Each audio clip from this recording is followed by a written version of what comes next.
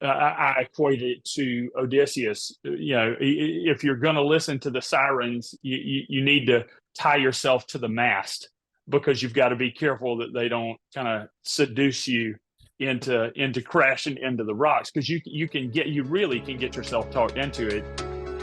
Hey everyone, thank you so much for joining the podcast today. If you're a follower of my podcast, you know there's a lot of conversation and time spent talking about the flexibility and the growth potential of moving to the independent channel. And my guest today has truly tapped into that and has taken full advantage of it. Today we have Chip Munn, the CEO of Signature Wealth Partners with Raymond James, on to talk about his story of leaving the employee world to the independent channel from a small regional broker dealer and building a really, really impressive enterprise that awarded him number 2 on Forbes Best in State South Carolina list in 2003. Chip, I really appreciate you being on the podcast today. Thanks, Corey. Great to be here. Good talking to you again. Yeah, absolutely. If you don't mind just telling us kind of a little bit about yourself and how you got into the industry, I think it'd be super helpful. Sure. Former 6th grade teacher. So taught school for a year, went to Clemson, came out, thought I wanted to change the world by teaching young people. You and I have talked before about our mutual coaching passion, but I thought I wanted to teach. My mom was a teacher. Did that for a year. I was 22. The kids were 12, and it took me about 8 weeks to realize that was not something. I didn't know what I was going to do, but I knew what I wasn't going to do pretty quickly. And so decided that I wanted to go to law school because my granddad literally lost the family farm to the death tax. So this was back in the early 90s. And as it turns out, University of South Carolina, only law school at the time, not super excited about letting Clemson elementary ed graduates into law school. And so when that dream and thankfully, right, Garth Brooks has a song, Unanswered Prayers, me not becoming a lawyer is definitely one of those, but it is, I found financial services in terms of somebody pointed me in that direction as a way to be able to do planning without, a lot of the estate planning stuff without having to go to law school, and took a sales job like a lot of us back at the time then, the late 90s, with Wheat First Butcher Singer, came Wheat First Union. Then they announced the merger with Wachovia, IJL, and we left and joined another regional broker dealer.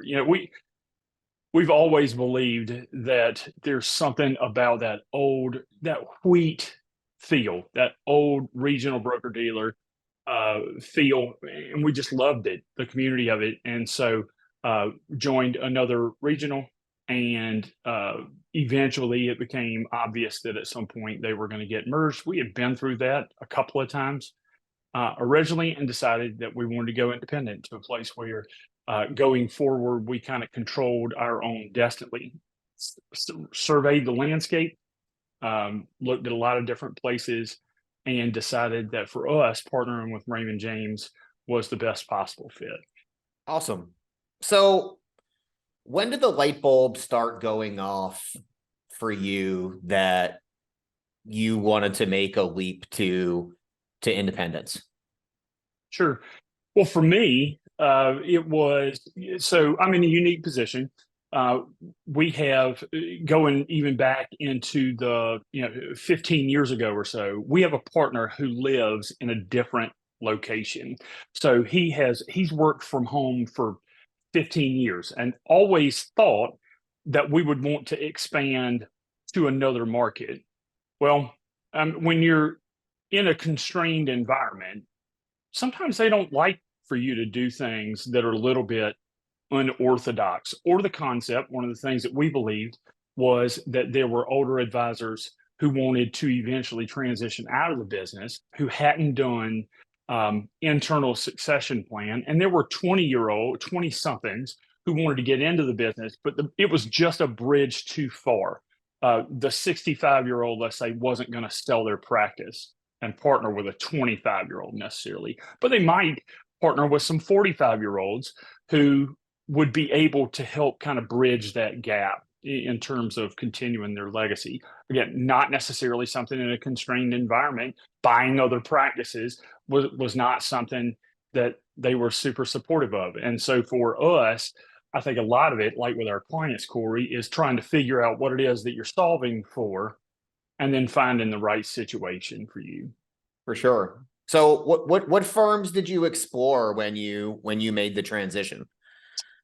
It's a good question. We looked at a lot of them. We went through a process really similar, I think, to the one that you put your kind of clients through, which, by the way, I think is a phenomenal process for anybody. It is to just survey the landscape. But we ended up looking at everything from the RIA space in terms of back then, to call names.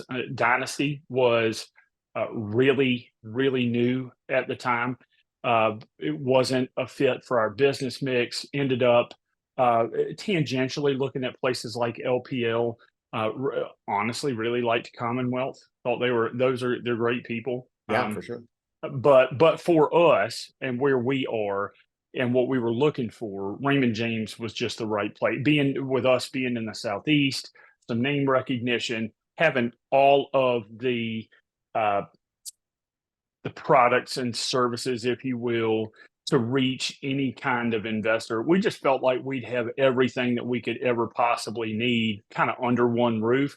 And for us, it was also attractive to have options in terms of the ability to be portable between channels, because you just never know kind of where life's going to take you. And we wanted to be in a place where if we wanted to at some point transition, for example, into the RIA space, that we didn't necessarily have to, repaper and custody somewhere different. We loved the kind of the size, but partnered with the flexibility. Sure. Makes sense. What about the brand name? Was that something that was really attractive about Raymond James? I feel like, there's very few options in the independent space that, also have a really strong brand. Was that a big part of the decision driver as well? It makes a big difference. And the fact that they had, for example, Raymond James has the trust company and the bank. And so, again, for example, in my town, Raymond James having multiple channels, one of the channels that they have is a bank channel. And so a couple of the banks around town, folks had seen the Raymond James name.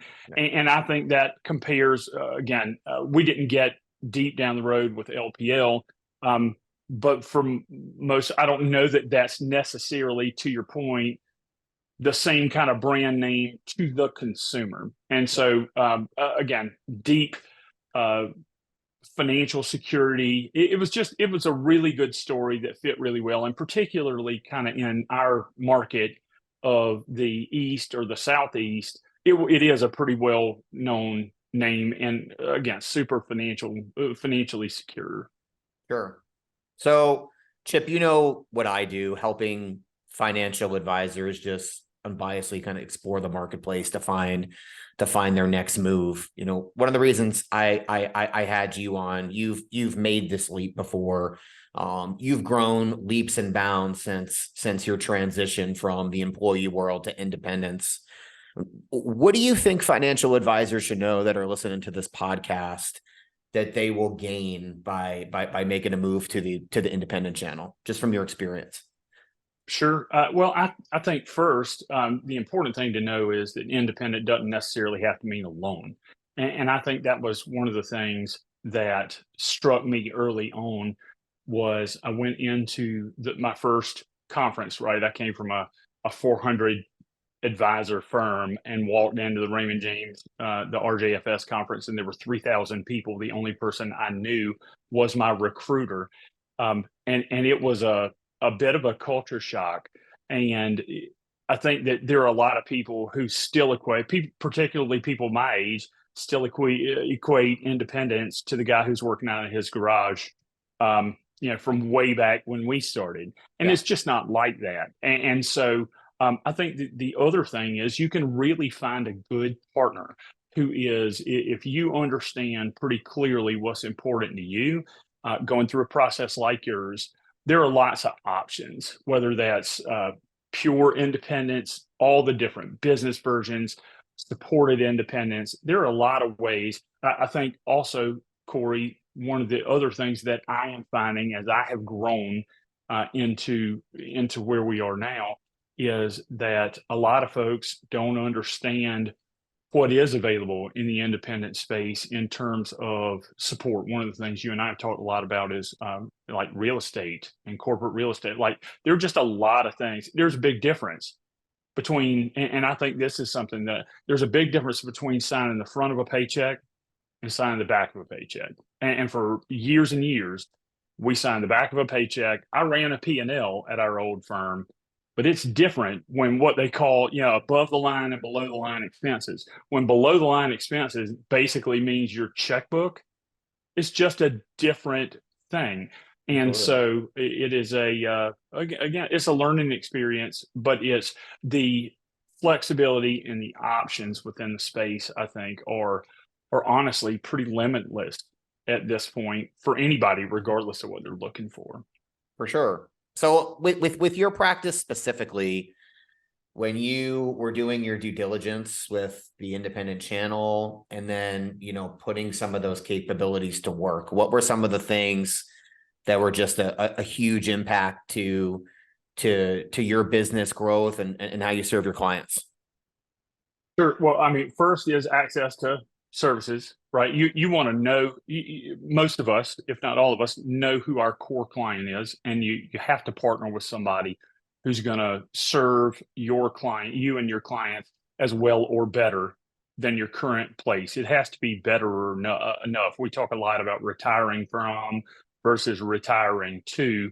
I think the same is true in the transition world. Are you transitioning from, you just hate the place where you were, or are you transitioning to do something different? And that was a big part for us. Is this person going to, or is this company going to support what it is that we're doing? You want to find, I think, the right partner. You want to understand the finances. I think that again, fit, feel, and financials is your thing, and I think that those are crucial. I think that having a simple way of understanding how you're going to get paid is important. It's confusing enough to deal with all of the things that go into a transition. Trying to figure out what your real payout's going to be, Yeah. shouldn't be one of them. And most of the time, unfortunately, and I know that you guys do a good job of educating clients, but I'll be honest with you, Corey, we're not paying a whole lot of attention during that phase. Like that, at least for me, advisors, I think, see the big picture and we understand. But sometimes, and this was true for me early on, you find out some of those things afterwards. It's all of a sudden the 90% or the 80 whatever percent becomes 67% on your managed accounts because of either ticket charges or asset-based fees, and so I think that for me, understanding all of that stuff, and then what kind of support you're going to get. It's easy to talk about things in recruiting, understanding really and being comfortable with what you're going to get in terms of support when you get there is also the biggest piece. But if your values don't align in terms of where you're going, none of the rest of it matters, because 5 years from now, you'll be in the same place you were, which is, in a lot of cases, my firm and I aren't aligned on where we're going. And I think that's the biggest mismatch a lot of times for advisors. Sure. So I hate to beat a dead horse, Chip, but like a lot of advisors in the employee world, they don't know what the world looks like on the employee side. So I was just kind of curious, like specifically in your practice, when you made the move from like the employee world to the independent world, like what changed like specifically in your practice, the way that you serve clients, like how you communicate with them, like how your business grew. I think it's really important for financial advisors to understand those things. So Sure. if you could just kind of dig specifically into like independence helped Sure. your business, I think that would be important. On the practice, sure. So, an example, you mentioned how we serve clients. So, one of the things that was greatly improved for us was the technology, the ability to really dig into not only the trading component, but also um, the reporting and the way to present information. Now, as things have evolved, because we've been with Raymond James now for almost 8 years, now it is the openness to additional technologies. A great example in my practice specifically is Holistiplan, and being able to use. In fact, I talked to somebody who was with one of the major wirehouses the other day, who was actually a CPA, but couldn't use Holistiplan or any of the other tax presentation softwares. Yeah. And that's been a great being able to go out and research some of the newer things that are available, and then coming back to, in our case, Raymond James, and having that conversation of this would be beneficial in my practice. Things like podcasts, things like YouTube, Instagram is new in our world. And I feel like if you look at the independent space, those folks are evolving. It's a process for everybody. I mean, we all have rules that we have to follow, but they evolve much faster. Sure. And so, in terms of, again, communicating with our clients, video, a lot of those tools, not only is Raymond James doing, but in the independent space, and I know that they're not the only one, No. continuing to be able to explore and adopt things that make the client experience better, because ultimately that's what it's all about. Without a doubt. And the wirehouses are slowly catching up. I know Merrill Lynch they just rolled out the ability for their financial advisors to do some videos on LinkedIn, but it's very like scripted, pre-approved. Doing something on the fly like me and you are doing right now is just not something that's, able to happen. And I think financial advisors really underestimate how powerful a conversation like me and you is in a volatile market. The ability for you to record a video like this, send it en masse to your clients, talking about that things are going to be okay and to stick to your financial plan, versus hearing it from some CIO of a company that they've never heard before, don't have a relationship with. It's just so much more powerful.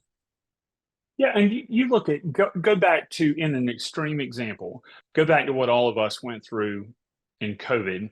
I know some people who couldn't go into their office, like literally couldn't go into their office, and didn't have the ability or the permission to use a lot of the technology. And then you have folks like us who were doing office hours on a regular basis with clients who chose to, for a period of time, not go into the office, but who, because of the technology, we were able to really, you talk about a great example of what it's like to be able to have freedom and flexibility in the ability to communicate with your clients. The great experiment business wise that was COVID, really shined a light, I think, on the ability, not only what was capable, but the ability to quickly change and pivot and allow new forms of things. And again, I think you're looking for, in a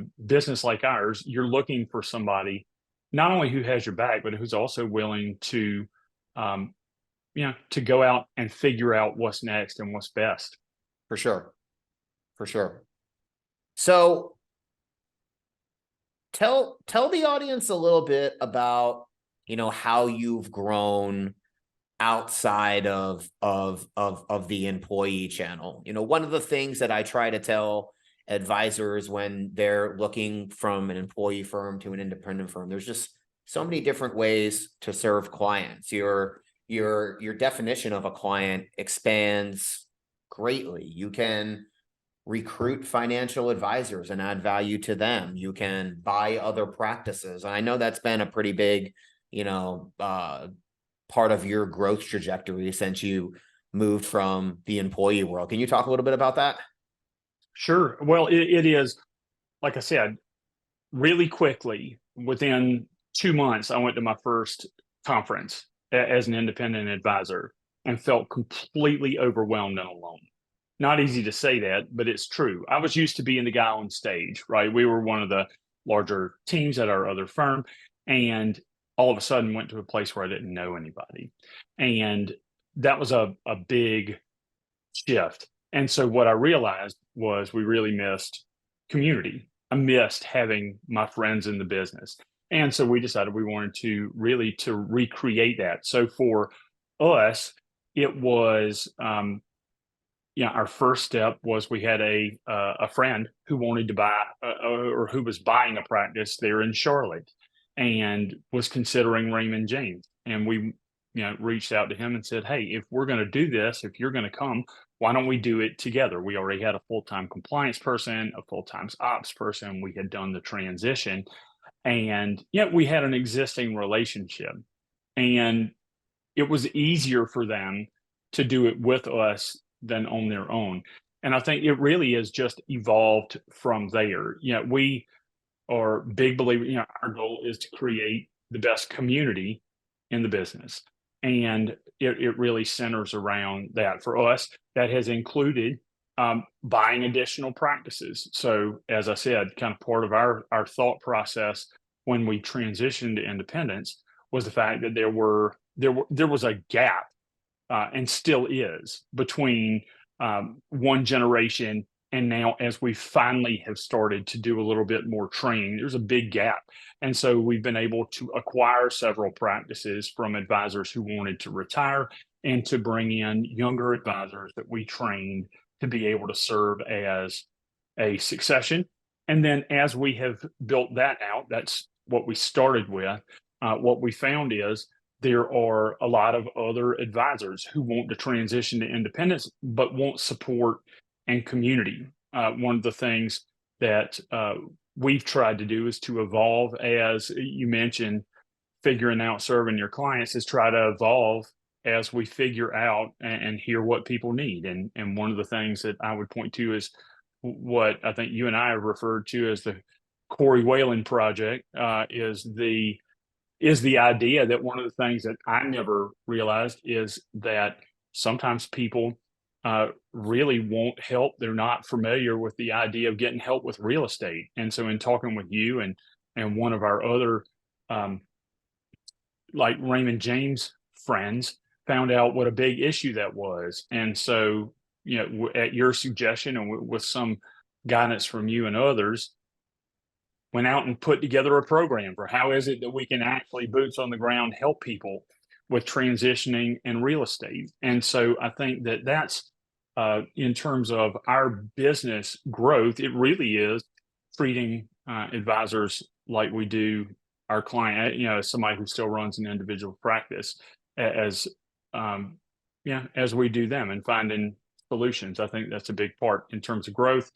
We had about 280 million when we came over to Raymond James. As of yesterday, about 2.1 billion. One office in Florence, South Carolina when we started. Today, 15, soon to be 16 offices in North and South Carolina and Kentucky. And it's just been again, you got to find the right. I think that the same is true on both sides, right? For a group like ours, a community like ours, Fit Feeling Financials goes the other way too. Finding the right. We believe, Corey, you got to work with cool people. Yeah. If you're not doing life with cool people, it's no good. Yeah. And for us, kind of like your three F's, for us, that's collaborative, open-minded, and authentic, others focused, and drama free. Nobody needs that in their life. And then loyal and accountable. And I think that's a big part of, again, just finding the right fit. So you've done a fantastic job, and it's awesome how you've grown outside of just serving your actual retail clients as well. And I think it's important to cover because I don't think a lot of financial advisors inside of a wirehouse or an employee firm or even independent advisors know that, like, even inside of a Raymond James or inside of an LPL or a Cambridge or a Commonwealth or on the RIA channel, there are basically smaller firms inside of a larger organization, like the firms that I just mentioned, that have gone through a transition. They remember the frustrations, the fears that they had before they transitioned, after they transition, and they're building business models that are helping take all of that away pre-transition and post-transition to give financial advisors the easiest path to independence, outsource the things that they don't want to do, and still have the freedom and the autonomy that they're looking for. So I just think this is a really good conversation to have. And I think you've done a great job at solving for a lot of those reasons to say no. Yeah, and I think important to point out, right, for that smaller practice, being part of a bigger group, there's a network effect. You know, it doesn't do you any good. It didn't do anybody any good to have a phone or a fax machine if nobody else had one. And so the more that there were, the better the entire network got. And for us, what we found, again, being based out of Florence, South Carolina, is that by doing what we've done in adding additional advisors, what it does is, by virtue of not only being at a place like Raymond James, but also within the network now of Signature, we have the ability, every time we add somebody, Signature gets better, which means that for my clients in Florence that I still work with, all of a sudden they have additional expertise above and beyond not just the firm level experts, somebody I can get on the phone, or somebody, our folks for one another will drive to the office and help. And I think that you can't underestimate that, or the financial impact, which is being part of a bigger group. In a lot of cases, being together, right, gives you the ability to have potentially better economics, even within the same structure. And so I think that it's again, for us, Corey, that 50 to $250 million advisor who wants to be able to be independent is a perfect fit for, again, not just us, but a group like ours, where you potentially can get better economics. You can get the support, you can get the community, but you also are able to run your own practice, pick your own real estate, do a lot of those things with whatever help it is that you need, that's unique to you. And I think it's really important. I'd say close to 70% of the financial advisors that I have a conversation with that are considering change have a strong desire to be part of something that's bigger than themselves. Whether it's aligning with, a smaller broker dealer where they have direct line to the CEO and can make change, or plugging into a smaller firm inside of a larger organization, like you. I feel like most want to be part of a strong community. Plugging into a smaller broker dealer has its share of risks in this mergers and acquisitions environment that we're seeing right now. But even inside of a large firm like Raymond James, that in my opinion has one of the best cultures in the industry, sometimes financial advisors are looking for a little more community than even that. And you've built a great solution for that. Thank you. I appreciate it. And what I would, what I would say to folks is to make sure that whoever you're talking to practices what they preach at a macro level, in terms of, again, to your point, Raymond James does have a phenomenal culture. But if community is important, are you practicing what you preach? Is the community investing in itself? Is it bringing, one of the things that we do is we do masterminds for our advisors where we get together 3 times a year. We do our own event where the entire company gets together. And I think that it's easy to talk about the concept of shared services. Are you going to be able to grow together? Because you talk about both personally and professionally, and ideally, right, financially. And you talk about wanting to be part of something bigger than yourself. For most people, that's not just the sign on the door. Yep. I mean, that's what we're all. You and I, again, we're coaches. We just want to be part of a team. Like, and again, my thing is the group actually investing back into things that make the advisor experience better, that make the community better? Or is it just a kind of strung out group of tangentially connected offices? Is it a network like that? If so, again, that's not what we were looking for, and I don't think that that's again, there can be some economic benefits, but but that's it. And I think there are just a lot of other options out there where you can get both. And I think it's really important too for people to know that if they plug into, a smaller organization like yours or the hundreds of other ones that are out there, that doesn't mean that you're losing autonomy. It doesn't mean that you're losing ownership of your business. And if you want to leave, you have the ability to do so. I'll speak with somebody from like an Edward Jones or a Morgan Stanley, and as soon as you say join with somebody, they're like, Corey, I've been with a firm that I've been impacted by, they're constantly changing rules all the time. I don't want another layer in between me and a firm. And I just think it's important to say that that's very much not the case most of the time. No, and I, again, if you have built a firm to serve the advisor, right? Because I think that you and I have talked about. I run a $120 million individual lifestyle kind of practice inside of a $450 million team inside of a two. It is, if you go all the way down, all the decisions I make are as that first guy, the guy who's running the practice. And I think that the last thing that I wanted was then to turn around and be constrained again. So I completely agree with that. And one of the things that is unique, again, I feel like about our situation is if somebody were to come out and join us and get transitioned, and we don't do what we say we're going to do, we're not the community that they wanted, all of that, they can frankly, they can just transition directly with Raymond James. We're not going, they can have that direct relationship. We're not going to prevent them from doing that. Obviously, our job, again, very much as I see my job as an advisor, our job is to provide value to the people that we work with, and to be able to create a mutually beneficial relationship. And if we're not doing that, quite frankly, they ought to go direct. If there's no value in it, then you ought to, you ought to do something different. So I Sure. think that, and again, it ought to be in the contract. It ought to be something that when you look at things, that you know exactly what it is that you're getting into, and quite honestly, how it is that you can get out if you need to. Without a doubt.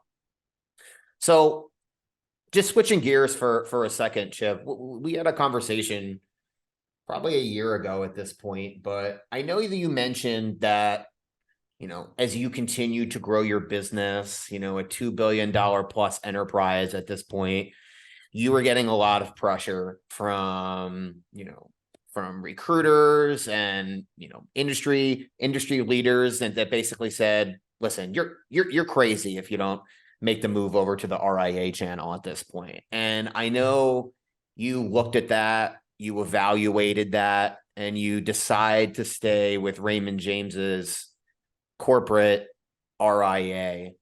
Can you just kind of talk about through that decision-making process and that discovery process? I think there's so much information out there right now about, why you should go RIA, but I think it's important for people to understand that there's no right decision for everybody. And your thought process around that. Sure. So yeah, I mean, it's easy to get seduced by the stories in the paper, or on the internet, and you get to a certain size. And again, I don't know where that is. I just know where we were. And again, that's exactly what folks say. Like you're a fool. You've got to be, if you're over $1 billion, you've got to be in the RIA space.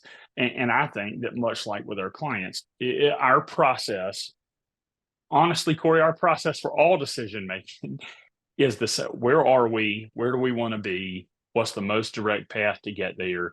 How can we do that with as little uncertainty as possible? That's how we do financial planning for clients. It's how we make business decisions.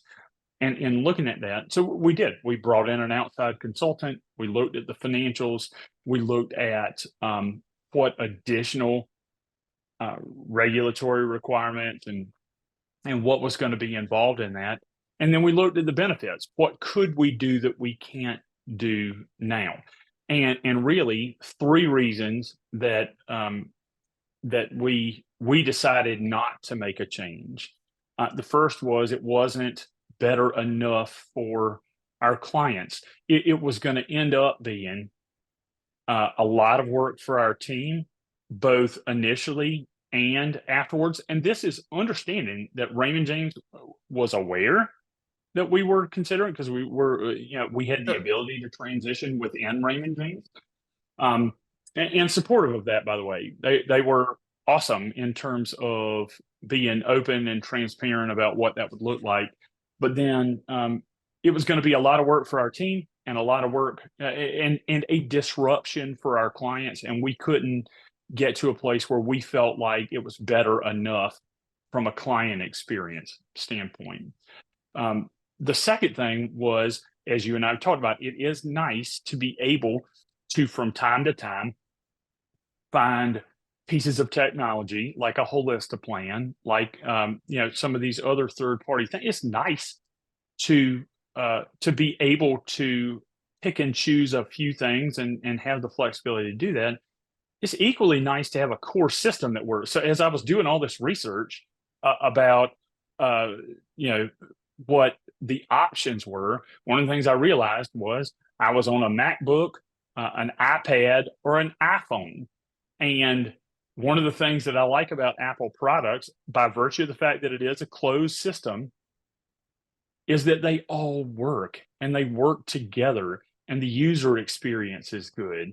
And I think there are some benefits to that, to having that part, your core operational stuff. Yeah, there are some areas where a closed system, as long as the closed system is good, and ours is, it all just works. And for the average financial advisor, myself included, all I want is for my stuff to be good and to work when I need it and to work together so that I can serve my clients and that it's easy. So that's kind of the second thing, was understanding what it is, that we were looking for from a client experience, and if the core technology was good. And so there were benefits to the closed system. And then probably the third thing was a lot of it depends on what you're solving for. And if you look at a lot of and what we solve for is those first 2 things and community. That's what we solve for. That's it. Those are the decision-making criteria. Financials are important long term, and we always, that's what we do. We're in a financial business, but there's a lot of talk about EBITDA and all the different metrics for the PE firms and things like that. And in my mind, liquidity events are not the only thing to solve for. And I think that most of the industry, when you see a lot of the publications, a lot of the vendors talking about the importance of going RIA, a lot of the focus is on the financials. And while that is important, in your case, it's only one of the 3 legs of the stool. And I think that a lot of the push towards, when you get to a certain size, you've got to look at the RIA space, is being driven by the demand from PE firms and other places who it's beneficial for them because they have the ability to potentially get an interest in some of these entities by I equate it to Odysseus. If you're going to listen to the sirens, you need to tie yourself to the mast because you've got to be careful that they don't kind of seduce you into crashing into the rocks, because you really can get yourself talked into it, in terms of a lot of the industry speak. But at the end of the day, an exit in terms of a financial exit isn't what everybody's solving for, and it's not what we were solving for. And so, those were probably the three driving factors in us deciding not to make a change. My recommendation for, any recruiter out there that's giving you absolutes, like you're crazy if you're not doing this, or you're crazy to leave the wirehouse, or you're crazy that you're not independent, you should run for the hills. Because if they can't identify that every financial advisor has different goals, wants, needs, hot buttons, whatever it is, that's definitely a red flag. That's why there's hundreds and hundreds and hundreds of firms out there to choose from, because everyone has different preferences. Every firms have different value propositions. So there's no right option for everybody. Yeah. And if you're the advisor, right, you're the client, we all know, at least I do, right, where the revenue gets generated. Revenue is generated by the advisors. Everything else is supporting the advice, should be supporting the advisor. So in the looking around process, in the discovery process, you're the client. You should be. Again, I equate it back to being in our everyday financial planning business. Somebody should be advising you in the same way that you would advise your clients. What is it that you are trying to do? How can any particular solution solve for the things that are most important to you? That's what we do every day for other people. I think that the people that we partner with, whether it's recruiters or firms, they ought to treat us the way that we treat other people. We all strive for exceptional service to our clients. We deserve that from the people that we choose to work with. It's that simple. That's awesome. I'm really impressed with what you built, Chip. I know it's going to continue to grow, and most of all, you're just a really, really great guy. And I appreciate you hopping on the podcast today to share a little bit of your story. Well, thanks, man. Appreciate you having me. And I hope your ball season goes good. May we both be. It's Friday. I've got a football game tonight. We got a home game tonight, and so may we both also be super successful in our coaching endeavors. Absolutely. Good luck tonight, and hope you have a great weekend. Thanks. You too. See ya.